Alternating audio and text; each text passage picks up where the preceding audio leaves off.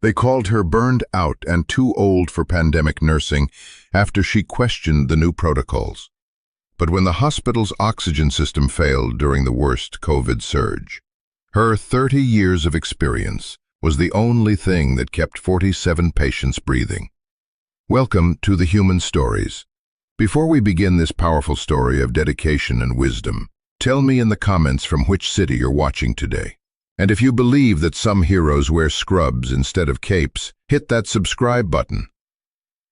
Margaret Sullivan had been saving lives for 30 years, but tonight they wanted her gone.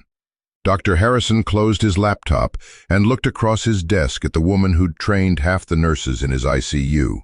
Margaret, I'm going to be direct. Your approach worked 30 years ago. Modern medicine requires different skills. She sat perfectly still. What are you saying, doctor? Perhaps it's time to consider a consulting role. Day shift. Reduced patient contact. Translation, we want you gone. I see. And if I prefer to stay where I am? His smile was cold as winter. Then follow the computer protocols exactly. No more questioning orders, no more intuitive nursing. Margaret returned to the ICU carrying 30 years of expertise that suddenly felt like contraband. But she had patients who needed her. Room 301, Mrs. Patterson was restless, fear bright in her eyes despite stable vitals.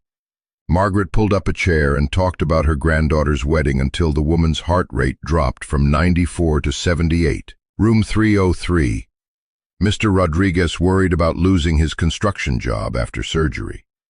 Margaret saw the depression the computers missed and connected him with counseling. These moments weren't captured in any efficiency metric, but they were why she'd become a nurse. At 2:17 a.m. everything changed. Room 312 screamed with alarms. A COVID patient who'd been stable was suddenly gasping like a drowning victim. Margaret reached for emergency protocols, but the computer showed system update in progress. Please wait while we optimize your healthcare experience. Margaret didn't wait. She cranked oxygen to maximum, elevated his bed, called respiratory therapy. By the time the computer returned, the crisis had passed. Dr. Harrison appeared with his tablet. Margaret, you deviated from protocol. The system was down, she replied. That's not the point. Protocols exist for a reason. She looked at the young man breathing peacefully while his mother held his hand. He's alive. This time. But what about next time? At 3:45 a.m., next time arrived. The central oxygen system failed completely. Alarms cascaded through the ICU. Room 318, room 316, room 314. Every patient on oxygen was dying. Sarah, the newer nurse, stared at red alerts. The main line is down. Maintenance says it could be an hour. An hour. 47 patients couldn't survive an hour. Dr. Harrison burst in demanding protocols. Sarah clicked frantically through manuals. I can't find anything. The system says contact IT support. Margaret was already moving. She'd lived through disasters before everything was digital. She knew where the forgotten backup systems were stored. Massive oxygen tanks in the basement, covered in dust since 1987. These tanks weren't connected to the main system. They had to be wheeled individually and connected manually, using knowledge most staff didn't have. Margaret tested the tanks. 6 were full. She loaded the first one, 150 pounds of steel. At 130 pounds herself, it felt like moving a boulder. When she reached the ICU, chaos ruled. Families screamed, patients gasped. Dr. Harrison was demanding protocols while people died. Margaret, Sarah's voice cracked. Mrs. Patterson is crashing. Room 301, Margaret's anxious grandmother patient, was turning blue. Margaret connected the manual tank using adapters from 3 different decades.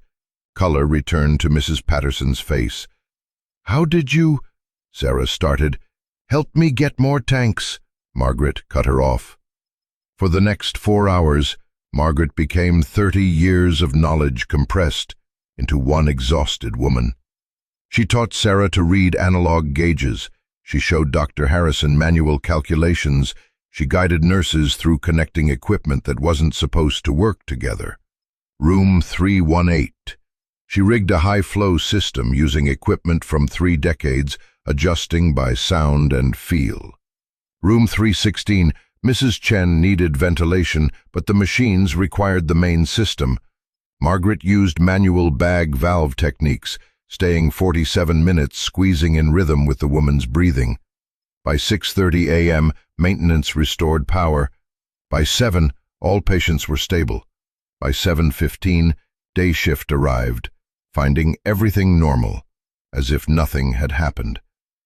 Dr. Harrison found Margaret returning equipment. "I need to speak with you about the protocols you violated." Her hands shook from exhaustion. "About the 47 people who are alive? About the liability you created using unauthorized procedures?" Margaret stared at him. He wasn't evil, just young, scared, and lost when computers couldn't solve problems. "Doctor, what would you have done if I wasn't here tonight?" They both knew the answer. We can't have nurses making decisions based on outdated training.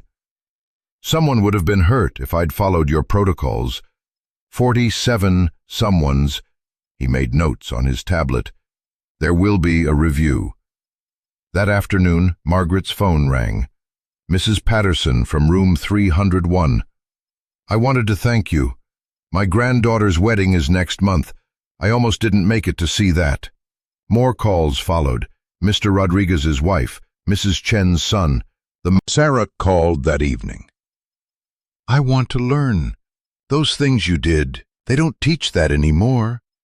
I want to be the kind of nurse who can save people when computers don't work." The review meeting filled a conference room with administrators and legal representatives. Dr. Harrison presented for 27 minutes, dismantling every decision Margaret had made. When he finished, Margaret pulled out 8 sheets of paper. "These are thank you letters from patients and families who were in the ICU that night. This one says, 'I gave someone a second chance at life.' These letters represent 47 people who are alive today." She continued, "These skills aren't taught anymore because we've convinced ourselves technology won't fail, but it will fail again. The question is whether you want nurses who know how to save lives when it does." Dr. Harrison shook his head. "We can't base policy on the assumption our systems will fail. Doctor, your systems failed last week. They will fail again." Friday, Margaret found an envelope in her locker. "After careful consideration, the administration has determined that Nurse Margaret Sullivan demonstrated exceptional clinical judgment during a critical systems failure." She read it twice.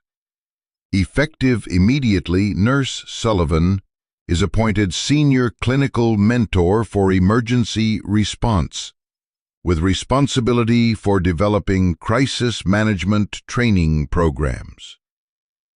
They weren't firing her. They were promoting her. 6 months later, Margaret stood before healthcare professionals from across 3 states. The screen showed the oxygen tanks that had saved 47 lives. "This equipment is 50 years old. Most of you don't know it exists. But someday, when your systems fail, this might be the only thing standing between your patients and disaster." In the audience, Dr. Harrison took notes, like the student he'd become. After the presentation, he approached her. "Margaret, I was wrong about experience being outdated. You weren't wrong about wanting efficiency. You were just wrong about what efficiency means in a crisis." As the conference ended, Margaret's phone rang. Sarah, from the hospital. "Power grid failure. Systems are down. It's exactly like that night. You've got this. What's the first step? That night, Margaret opened her laptop and began writing the training manual that would teach the next generation how to save lives with their knowledge, skills, and humanity, not just computers. She titled it, "When Technology Fails, Nurses Don't," because that was the truth she'd learned after 30 years. Some knowledge lived in computers, but the most important knowledge lived in the hearts and hands of people who refused to give up when everything else failed. Margaret Sullivan, the nurse they'd called burned out, had become the light that guided others through darkness. Experience isn't something you use up, it's something you pass on. So now I ask you, have you ever been told your experience was outdated? Share your story in the comments. Because here at The Human Stories, we believe that some knowledge can't be programmed. It can only be earned. Thank you for watching. If this story moved you, subscribe and help us share stories of those who prove experience isn't obsolete. It's essential.